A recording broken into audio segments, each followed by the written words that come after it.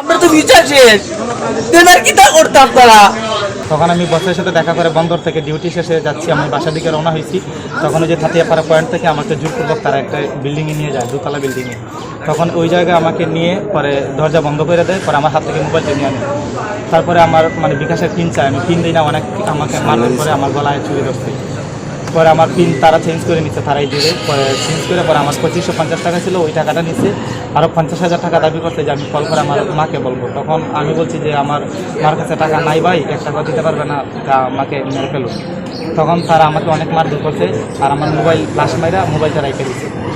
তখন অনেক মানে আমার গলায় চুরি ধরে রাখছে। আমার কন্ট্যাক্ট নাম্বারে যা কিছু নাম্বার ছিল সবাইকে কল করতে টাকার জন্য, কেউ টাকা দেয় নাই। পরে এই জন্য আমাকে অনেক মারধর।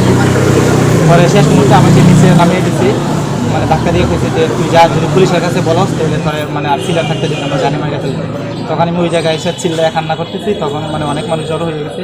এক বড় ভাই আমাকে মোটরসাইকেলে থানাতে দিয়ে যায়। তখন তারা আমাকে নিয়ে ঘটনাস্থলে যায়। স্যান্ডেলিনা সো, রূপচর্চায় আভিজাত্য।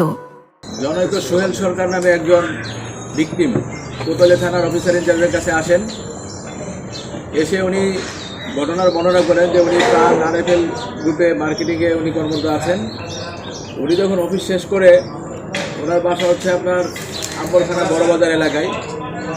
উনি যখন অফিস শেষ করে যাচ্ছিলেন, তখন এই তাঁতিপাড়া রাস্তার মুখতে ওনাকে ডেকে নিয়ে তাঁতিপাড়া একটি নাজবাদিবাস নামে একটি ভবনে তাকে নিয়ে যায়।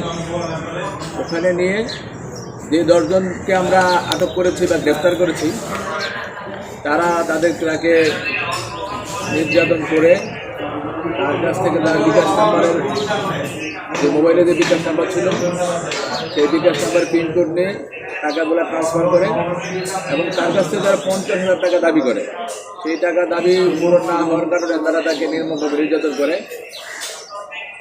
তাদের হাতে কেচি ছিল, চাকু ছিল, লোহার রুল বা আমরা যেটা বলি সেটা ছিল।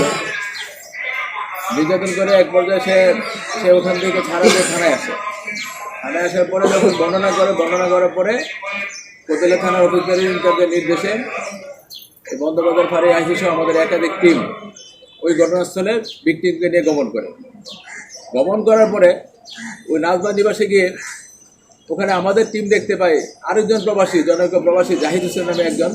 ওনাকে তারা ঠিক একইভাবে আটকে রেখে মুক্তিপণ আদায়ের জন্য তাকে তারা চাপ দিচ্ছে, চেষ্টা করছে।